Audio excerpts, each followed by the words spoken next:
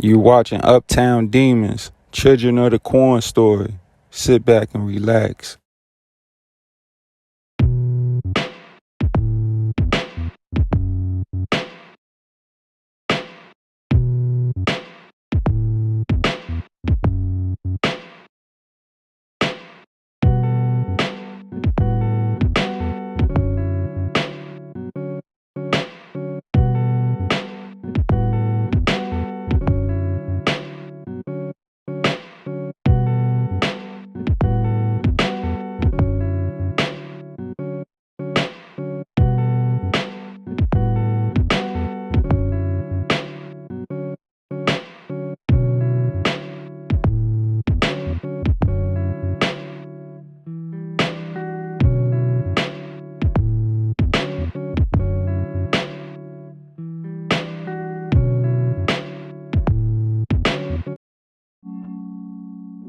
The Children of the Corn was an underground rap group formed in Harlem, New York City. The group was started around 93 by Lamont Coleman, also known as Big L. The other members were Killer Cameron, Herb Mcgruff, Murder Mace, and a guy by the name of Bloodshed. Bloodshed, real name Derek Armstead, was a cousin of Cameron. They began rapping together at an early age. Some say that Bloodshed was even a better rapper than Cameron. Bloodshed and Cameron both grew up on 140th of Lenox. They even lived together for a while. 7 blocks down on 133rd Street is where their childhood friend Mace lived. Mason Darrell Belter, also known as Mace, was born in Jacksonville, Florida. Him, along with his family, moved to Harlem, New York when he was 3 years old. He grew up with 2 brothers and 3 sisters, including his twin sister, Stacey, who was born a few minutes after him. At the age 13, Mace began running the streets, getting in trouble. His mother was forced to send him back to Jacksonville to live with relatives. Mace returned to Harlem around 93 and became a leading point guard for his team in Manhattan Center High School, where he played alongside Cameron. Mace and Cameron would eventually become good friends and began rapping together. Them, along with Bloodshed, made a name for themselves by battle rapping local MCs. Their names began ringing bells in Harlem. Around this time, Big L was the top MC in Harlem. He was undefeated in battle rapping and had the underground scene on lock. Big L grew up on 139th Street of Lenox. He had 2 older brothers, Donald and Leroy, also known as Big Lee. Big L started rapping at an early age. While his older brothers ran the streets, he focused on his rap lyrics. By the age 16, Big L was already considered a good rapper. Him and his childhood friend Herbert Brown, also known as Herb Mcgruff, were well known in the neighborhood. Mcgruff started off in a group by the name of the Bronx Most Wanted. He was the only member of the group that wasn't from the Bronx. A teenage Mcgruff quickly left the group and began rapping solo. Big L began rapping in hallways, on street corners, at house parties, and wherever else he could. In 1990, Big L started a rap group by the name of 3 the Hard Way, along with 2 other MCs by the name of Doc Ring and Rodney. By 91, Rodney left the group, and Big L and Doc Ring called themselves 2 Hard MFs. Neither of the groups released any projects. This was around the time Big L met rapper and producer Lord Finesse. Big L kicked a freestyle for Lord Finesse at a record shop, and they exchanged numbers. After graduating in 92, Big L began focusing on his rap career. His older brother Big Lee was well respected and was allegedly the leader of the Harlem Street Crew, NFL, meaning Ends for Life. NFL was allegedly a crew of drug dealers and killers from 139th Street. Herb Mcgruff and Big L both were members of the crew.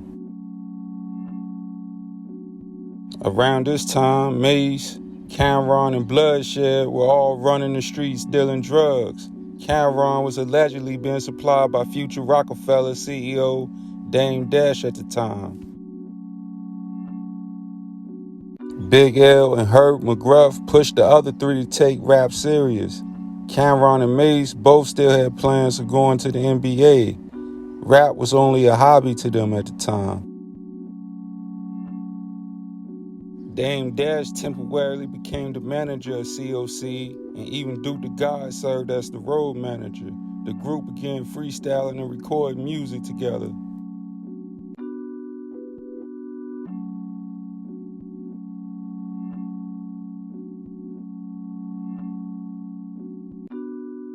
In 1993, Big L submitted a 4-track cassette tape to Columbia Records and was signed shortly after. This was a huge deal in Harlem at the time. Harlem didn't have a top MC in the game repping for them. Queens had MCs such as Run DMC and LL Cool J. Brooklyn had Big Daddy Kane and Biggie. The Bronx had KRS-One and Fat Joe. Queensbridge had MC Shan and Nas. Staten Island had Wu-Tang Clan. In 94, COC appeared on Stretch and Bobbito's show and had a classic freestyle session. Big L was now in the game repping for Harlem. In 1995, he released his debut album, Lifestyles of the Poor and Dangerous. The album had production by Buck Wild, Showbiz, and Lord Finesse. Lifestyle, the Poor and Dangerous debuted at 149 on the U.S. Billboard 200.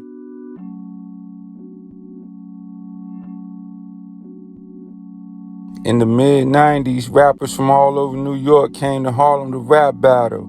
MCs such as DMX, The Lox, and Jay-Z, among others. Even with a record deal, Big L was still in the streets battling up-and-coming MCs. He had some of the smoothest lyrics in hip-hop history. His voice was bright and loud, and his bars was clever and fresh. Big L became one of the top MCs in New York City. Around this time, Mace was being managed by Kuda Love. Kuda Love was Biggie's road manager. He introduced Mace to Puffy. In 96, Mace signed a deal with Bad Boy Records after turning down a deal at Uptown. Rapper Heavy D was the president of Uptown Records. He offered Mace $100,000 up front. The only problem was, Heavy D wanted Mace to grow out his hair and join CL Smooth and Pete Rock. Murder Mace didn't want to switch up his style just yet. Kuda Love and Puffy both convinced Mace to take the murder out of his name and go by simply Mace. Mace instantly became a star after appearing on 112's 1996 hit Only You remix featuring the Notorious B.I.G. Mace became the face of Harlem. In that same year, Mace introduced Cameron to Biggie. Mace took Cam to Biggie's house. Big's leg was broken from a car accident. While laying in the bed with two females, Biggie asked Cam to rap. Cameron knew that this was his chance to get signed. He rapped for Biggie for almost 30 minutes straight. The Notorious B.I.G. decided to introduce Cam to his partner, Cameron became a ghostwriter. He allegedly written a few songs for Mace and helped write Lil' Kim's 1996 hit, Crush on You. Big L was a member of the Digging in the Crates crew, aka DITC.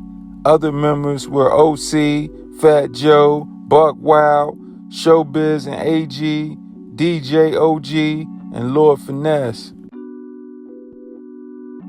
The Digging in the Crates were a crew of underground MCs who used samples from old songs for production. The Children of the Corn were fading away. A week before Biggie was killed, Bloodshed was killed in a car crash.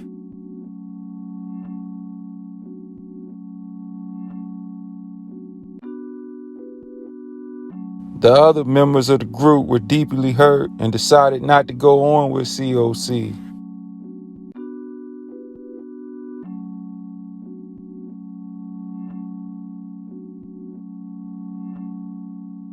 Cam'ron was still deep in the streets at this time. He had to make money any way he could. Cam'ron allegedly became Mase Muscle. One day, Mase was allegedly trapped inside a female's apartment, and her boyfriend, along with a few goons, came banging on the door. Mase calls Cam for help. Cam and a gang of others rush to the apartment and get Mase out safely. Mase allegedly only gave Cam'ron $100 for his help. This was very disrespectful to Cam'ron. Cam'ron began looking at Mase different. Their relationship was no longer the same. At this time, Mase was already a huge rap star. After appearing on several R&B hits and ghostwriting for Puffy, Mase was the man. On October 28, 1997, Mase released his debut classic album, Harlem World. The album sold over 4 million copies and was nominated Album of the Year at the 41st Annual Grammy Awards. The album's first single, Feel So Good, was a huge hit. It peaked at number 5 on both the Billboard Hot 100 and the Hot R&B Hip-Hop Songs, and number 1 on the Hot Rap Singles chart. The single sold over 1 million copies and is Mase's biggest hit to this day. Tell Me What You Want was another successful single for Mase, peaking at number 6 on the Billboard Hot 100, becoming his second straight top 10 single. 24 Hours to Live was another hit single from the album, and Looking at Me was the album's final single, produced by the Neptunes and featuring Puff Daddy. The single was yet another success for Mase, becoming his third consecutive top 10 hit, peaking at number 8 on the Billboard Hot 100.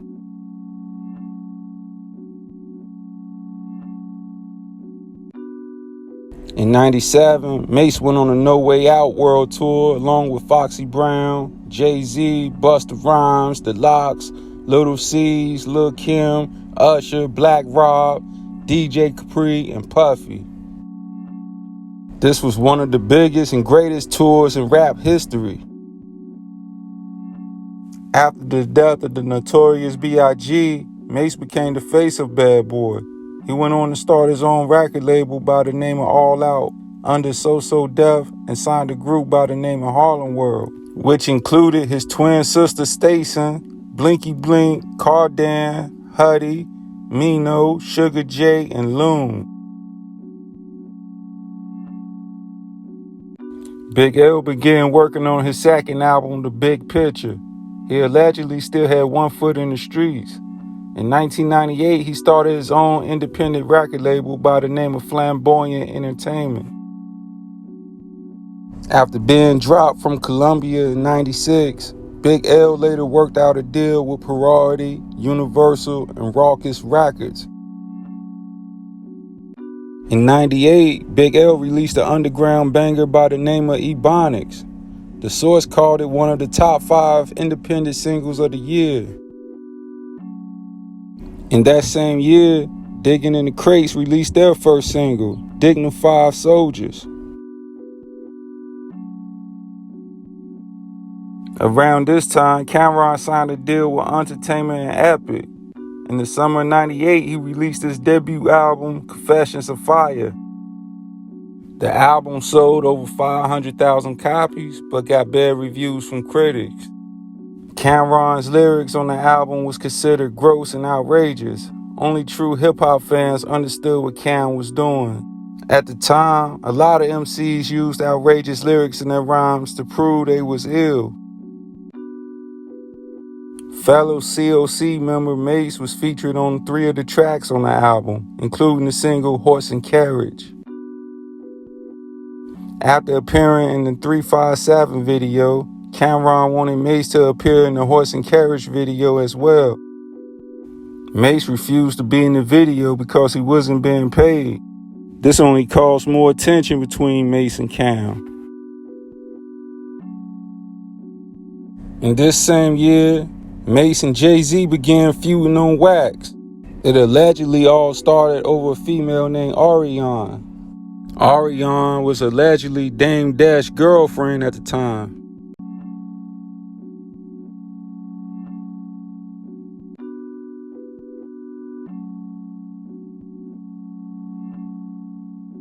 Dame Dash and Mace was about to fight on 125th Street, but it was broken up.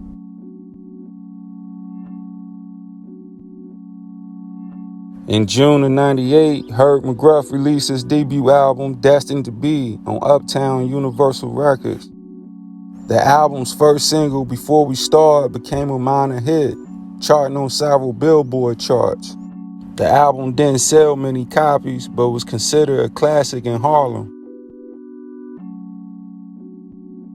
Mcgruff was released from his contract and basically disappeared from the mainstream rap scene. He still released underground songs and was featured on several songs through the late 90s and 2000s. Mace began hanging out with big-time hustlers from Harlem. He became close friends with a guy by the name of Jermaine Rogan, aka Baby J.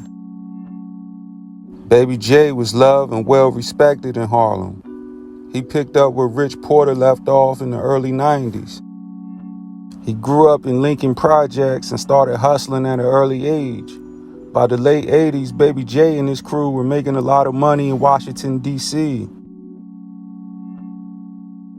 Harlem legend Rich Porter allegedly tried to supply Baby J and his crew, but they turned down his offer. In '91, Baby J was found guilty for shooting a man to death and served only 4 years in prison. He was released on parole in 1995 and continued running his drug operation in Harlem. Around this time, he was a member of a blood gang. Baby J was the cousin of Harlem rapper Max B. Max B's older brothers ran with Baby J. The crew allegedly made millions of dollars. Mace allegedly began sleeping with the mother of Baby J's daughter. This started a whole lot of problems in Harlem. Although Mace was a huge rap star, Baby J was still the man in Harlem. He allegedly wanted Mace dead. That's the reason Mace moved to Atlanta.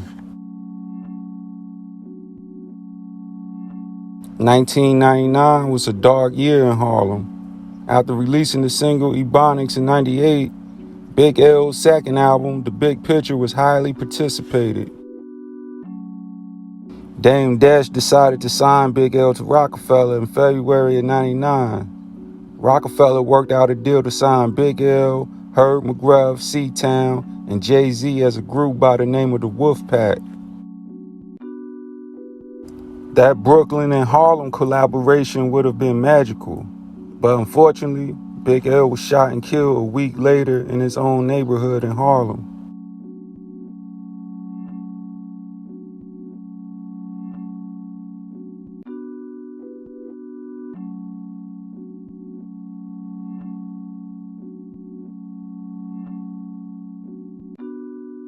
Many believe that Big L is one of the greatest MCs of all time.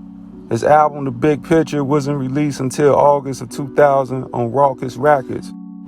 The album had production from Lord Finesse, Pete Rock, DJ Premier, and others.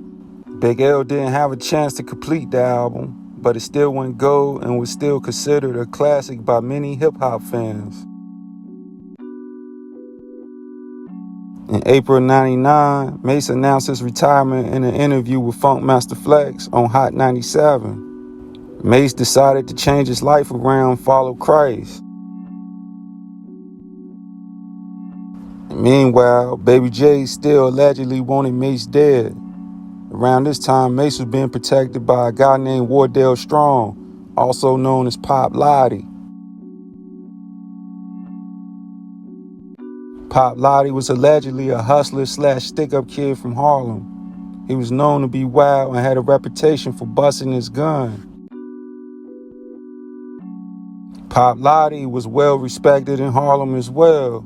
In the mid-90s, Pop Lottie and Baby J allegedly get into an altercation, which ended with Baby J cutting Pop Lottie across the face with a blade. The two soon ended the beef, but in February of '99, Pop Lottie allegedly shot Baby J 5 times during a shootout. Baby J survives. The two weren't beefing at the time. Pop Lottie was only defending himself when one of Baby J's guys opened fire during the argument.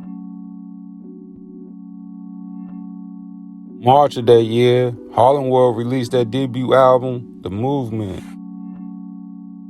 I Really Like It was the album's first single, and it made it to 3 different Billboard charts. It peaked at number 61 on Hot R&B, hip-hop singles and tracks, 31 on Hot Rap singles, and 18 on Rhythmic Top 40. Group member Cardan was taken off the video version and replaced with Blinky Blink. Weeks before shooting the I Really Like It video, Mace, along with other Harlem World members, were at a basketball game in the Bronx. Mace was coaching a team at the time. Baby J, along with a gang of others, made a surprise visit. Mace and his crew allegedly rushed off the basketball court, leaving a 15-year-old Cardan behind. Baby J allegedly approached Cardan and snatched his all-out chain. Mace allegedly thought that the whole thing was a setup. He thought that Cardan was working with Baby J. Pop Lottie allegedly got the chain back for Mace. The beef soon turned deadly. Shootouts took place between the two crews. On July 15 of that year, Mace released his second album, Double Up. The album sold over 350,000 copies in its first week, debuted at number 1. This was supposed to be his last rap album. Fans were heartbroken. They didn't want Mace to retire just yet. He was the biggest rapper in the game at the time. After the East and West Coast War, fans from both sides began focusing on Mace. Baby J wasn't the only reason Mace wanted to change his life. Biggie was just murdered 2 years before. Mace knew he was still a target. Although Suge Knight was incarcerated at the time, he still had a lot of power. Meanwhile, Cam'ron was having trouble with his record label. He was now signed to Epic. His second album, SDE, was set to be released sometime in '99, but kept getting pushed back. Around this time, Cam'ron's close friend Jim Jones began rapping. He started off being Cam's hype man. Future rap star Juelz Santana was discovered by Cam'ron around this time as well. This was the beginning of Dipset. In 2000, Mace was on the road of becoming a pastor. He was living life in Atlanta with his family. The beef between Pop Lottie and Baby J had already gone too far. One night, Baby J allegedly snatched Blinky Blink's chain. And once again, Pop Lottie comes to the rescue. This time, Pop Lottie jacked one of Baby J guy's vehicles and dared him to come get it back. On June 23rd, Baby J was shot and killed in Harlem. He was 28 years old.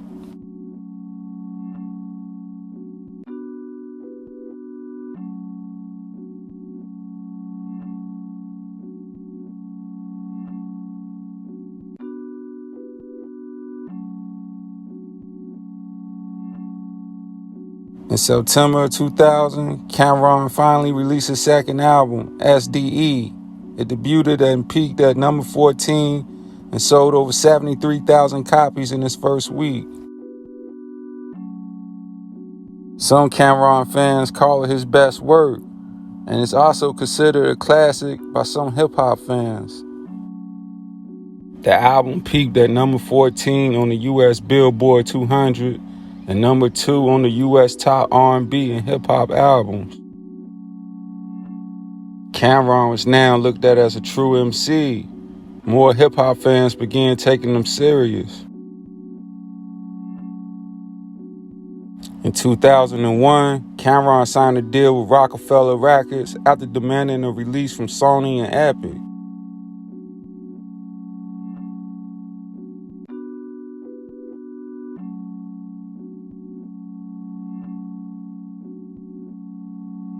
On May 14, 2002, Cam'ron released his third album, Come Home With Me. To date, it is his most successful album. It peaked at number 2 on the Billboard 200 and sold over 1 million copies. In that same year, Cam'ron appeared in the classic film Paid in Full. His performance in the film made him stick out more than the other actors who were already veterans.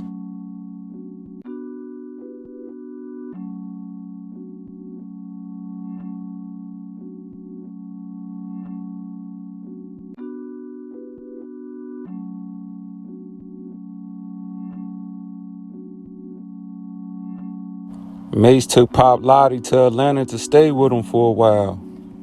Pop Lottie planned to get baptized and change his life around. Unfortunately, in October of 2002, Pop Lottie was shot and killed. He was 28 years old.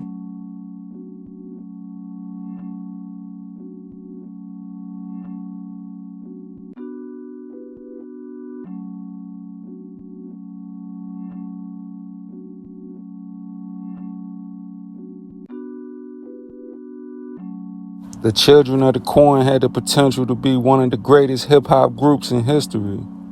5 smooth lyrical MCs all in one group was unheard of back then. A COC album would have not only been big for Harlem, but for hip-hop period.